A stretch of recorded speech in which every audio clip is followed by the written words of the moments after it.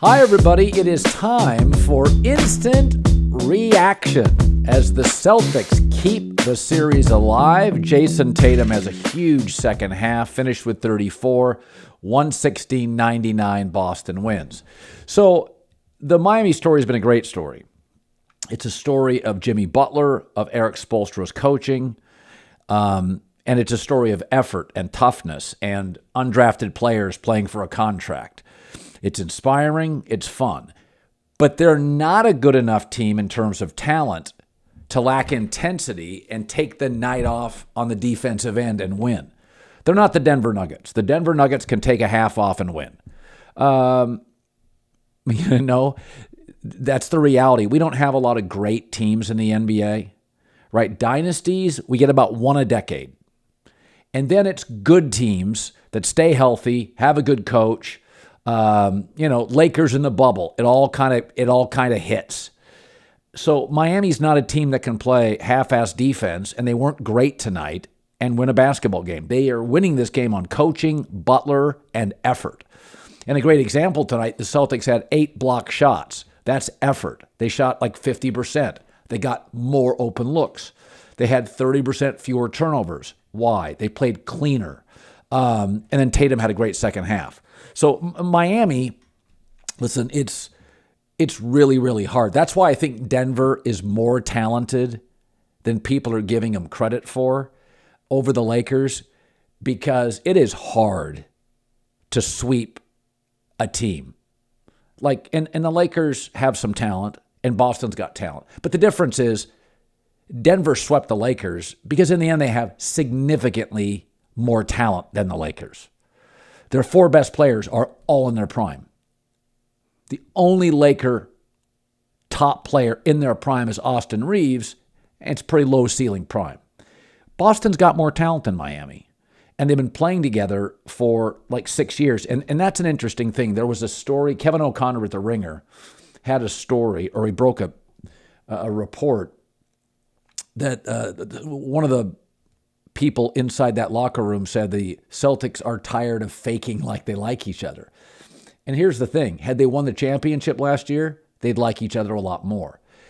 You put people together for 6 years with disappointment at the end of all those seasons in a city like Boston. So I grew up in the Pacific Northwest. We didn't have sports talk radio. You know what I mean? So when I moved in, my mid-40s, I moved to the Northeast. I live in West Hartford, Connecticut. Beautiful small town in America. And it's about, couple hours to Boston, couple hours to New York. And I went to New York a lot more than Boston. But when I went to Boston, I would watch NESN, N-E-S-N. That's their ESPN, right? It's this regional network. And I would watch talk radio. And the anger and the cynicism, and this is when the Red Sox were really good and the Patriots were dominating football and the Bruins had a couple of great teams and the Celtics were pretty good. Like, I was there for 10 years and the Boston teams were winning a lot. Baseball and football, winning a lot. People were miserable. Maybe it's the cold winters. Maybe it's the kind of the provincial nature of that area where, Boston's one of the only cities in the country where people, they don't leave to go to school because you have such great universities and some of the best prep schools in America. Most of the best prep schools in America are in that, Boston, New York area. So you get educated there, you go to college there, and you summer there. Martha's Vineyard, the Cape, Nantucket. So it's very provincial. Like New Yorkers, the rich can go to Sag Harbor for the summer. But a lot of people go down to, in the winter, they go down to Florida, they go down to the Carolinas. New Yorkers, it's not a provincial city. New Yorkers very transient. Boston's not. People that are in Boston are mostly from Boston. They go to school in Boston. They vacation in Boston. They summer in Boston. And so they love Boston teams. In fact, years ago when I first got into this business at ESPN, I was looking at some national radio demographics. And what you figured out very quickly is Boston had no interest in any sports talk radio outside of Boston. The two most provincial markets in the country were Providence, Rhode Island. I mean, literally, nobody would watch the Rose Bowl in Boston or Providence. Like nobody. New Yorkers, it would get a 10 rating every year, the Rose Bowl. Because New Yorkers, people from everywhere in the country live in New York. Boston, it's not that way. So when you listen to sports talk radio in Boston, it sounds like Boston, and Boston has a chip on its shoulder, and it's in your face, and it's confrontational, and it's what makes it such a vibrant political and sports town. But if you put guys together for 6 years on the Celtics, and you have the history of Russell, and then, not that long ago, KG, you've got titles, and you can't win a title, and there's disappointment at the end of the year,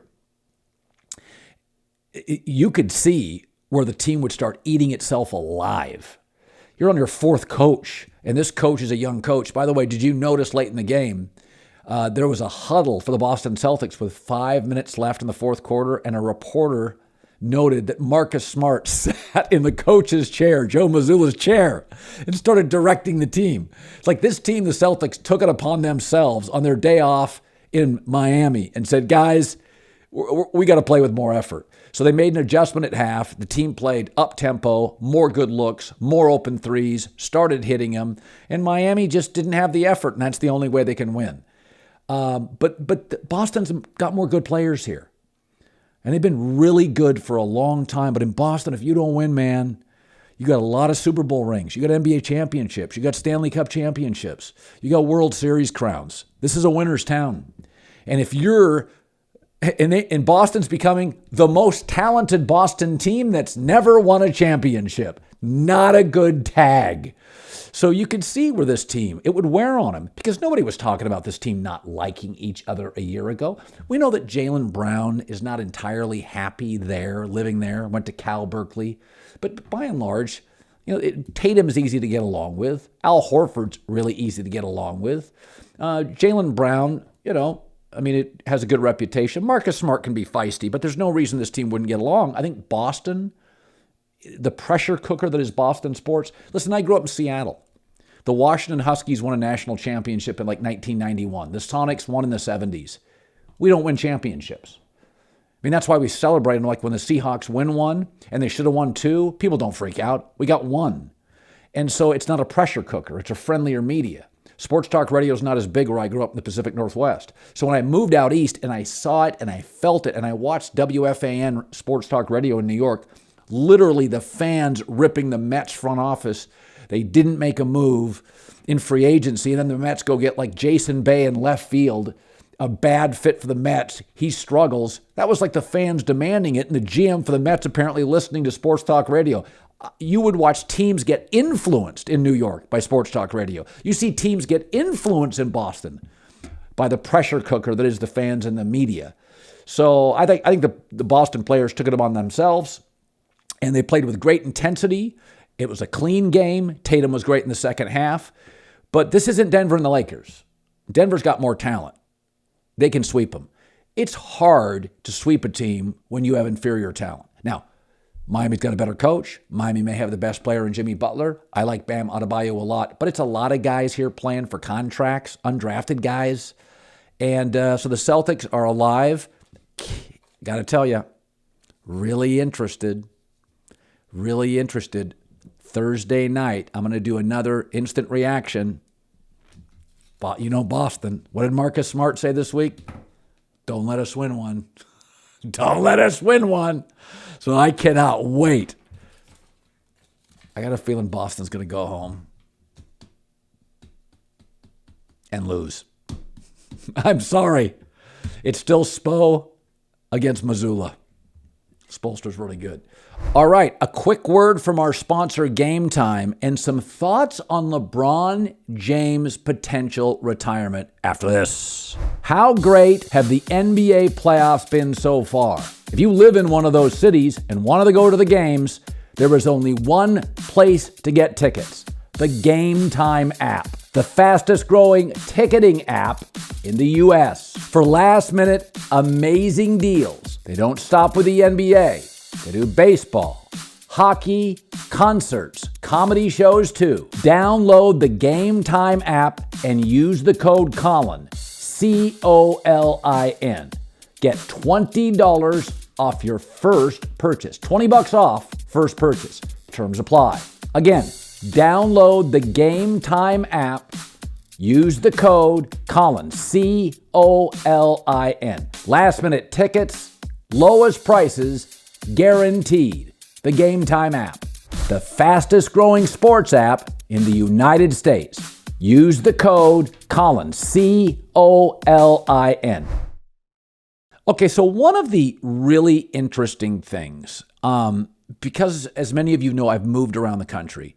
And, I've been a sportscaster in Vegas, blah, blah, blah, in Portland, in Connecticut, in Tampa, and now in Los Angeles. And when you live in a city as a sportscaster, you start liking the teams. I remember covering the Tampa Bay Buccaneers with Tony Dungy and Sam Weich, and I became a fan because, you know the players, you're hanging out, your friends in the town are fans, and so it's hard not to, I covered the Blazers. They were getting to the Western Conference Finals. I knew people in the front office. You want to see your friends do well. And so people, why don't you root for Seattle teams? Well, I've never worked there.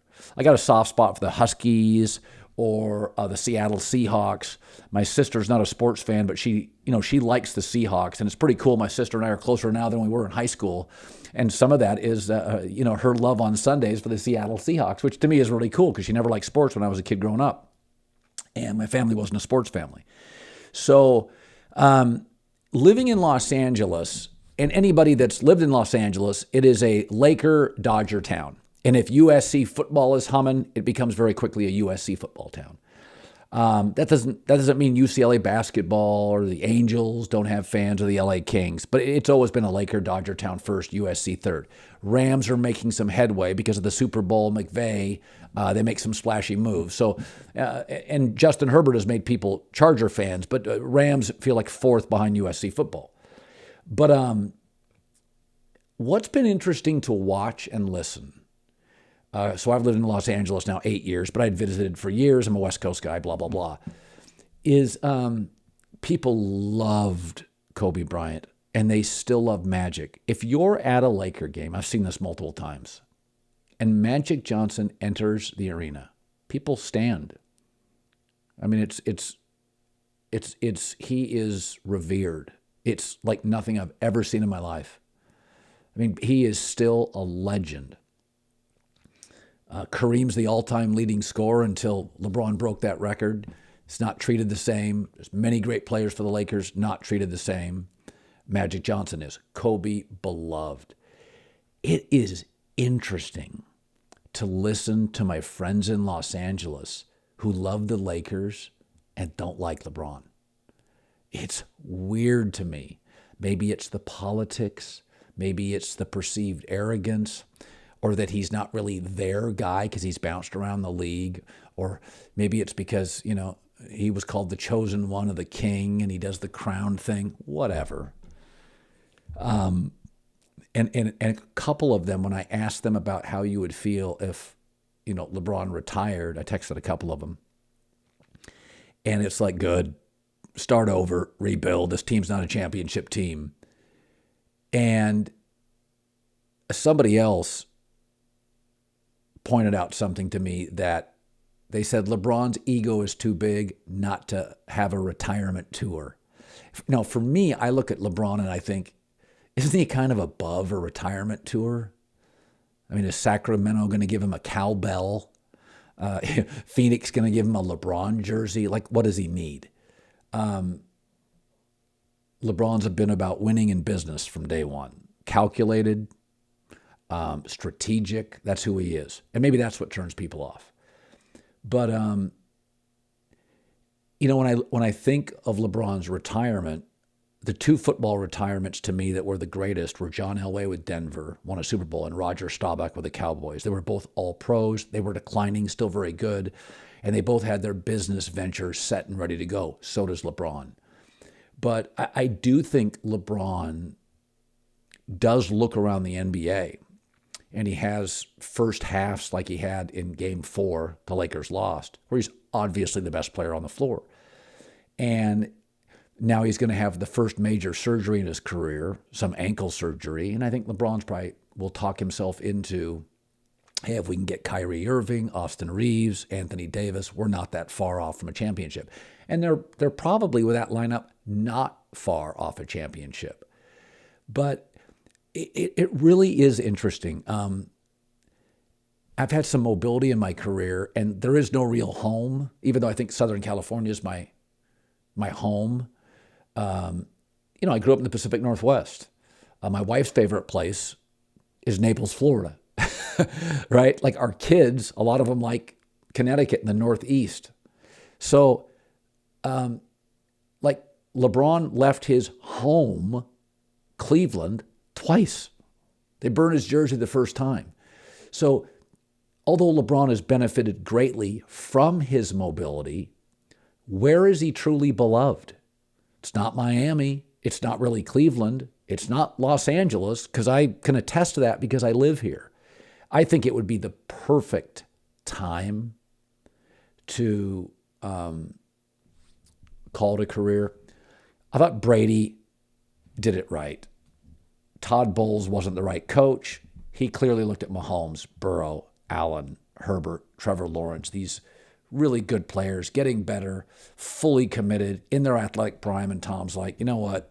Like, I'm the GOAT, but I'm not the best quarterback in the league. LeBron's in a very similar situation. He's not the best player in the league because to be the best player in the league, you have to be able to play entire games at a high level. But he's a top 8 to top 10 player. But I think one of the reasons LeBron will consider coming back is right now in the West, outside of Denver.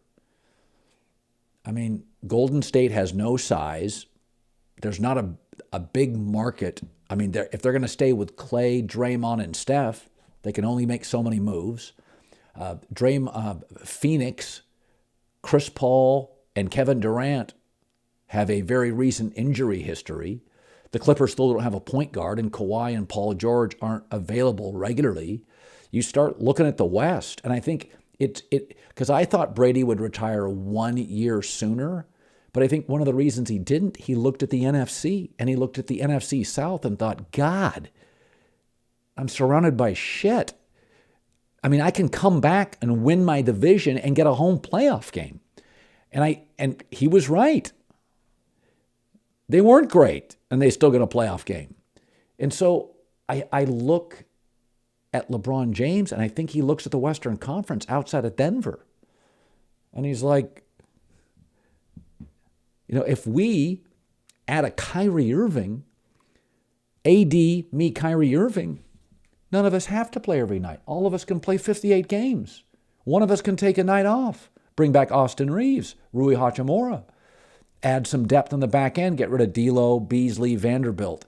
So I think it's really hard for athletes, and this was what Brady went through. I think one of the reasons Brady retired, this has never been discussed, but he looks at the Eagles and he looks at the Niners and he's like, we're not built to beat them. I'm not built to beat those teams.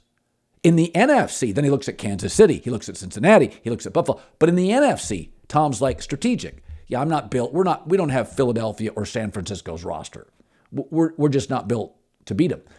I think LeBron outside of Denver looks at the West and thinks, I get my ankle surgery, Kyrie Irving, I'm not going to need 70 games from Anthony Davis. I mean, you add Kyrie Irving, Rui, Austin, AD, LeBron, it's a better starting five than the one that got to the Western Conference Finals. But I do think it's interesting.